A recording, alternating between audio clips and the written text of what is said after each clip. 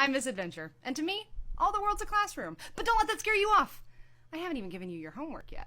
Thank you, thank you. I'll be here till climate change gets us. Just kidding.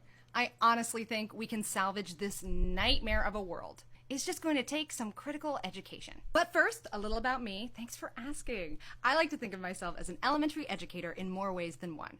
I taught in the classroom for 5 years, and I currently create curriculum for young students, but they aren't the only ones who need critical lessons over the elements of humanity. Grown-ups do too. Turns out there were a lot of critical elementary lessons we all missed out on. But that's why I'm here with 3-minute installments of critical education. The world is complex, but we can create a clearer understanding of it if we get back to the basics. Don't believe me? Let's put critical pedagogy to the test. We can start with a simple idea that everyone's an educator. Not so long ago, I would have never agreed to that. No way. There are teachers, there are students, and there are people outside of school completely.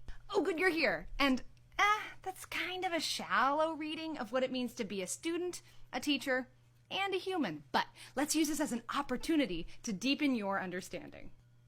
Fine, we're having fun. Okay, first, let's start with the traditional teacher-student dynamic. One of the first things critical education teaches you is that this hierarchical arrangement with teachers above students is pretty antiquated. Hello, 3rd grade teacher here. Pretty sure kids need an authority figure. Absolutely. Kids do need a guide to help them find their way through the learning process. Heck, we all do. But this is about reframing how we think about learning altogether.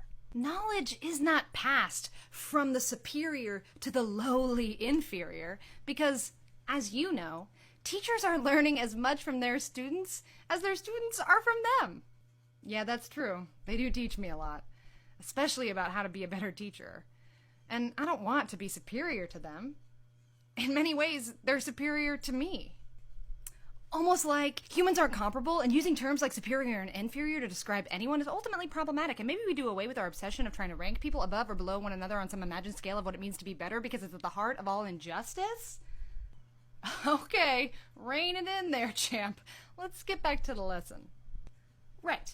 So, once you overcome this classroom hierarchy and sit in true solidarity with your young students as equally worthy human beings, all with valuable knowledge to share, it becomes pretty clear that this idea of treating everyone as an educator has no reason to stay within the 4 walls of your classroom. The world would be a much better place if we all learned how to see each other in this way. Not bad. But you better wrap this up fast. 3 minutes is coming up quick. Tick-tock, tick-tock. School's in session, y'all. Yes, I totally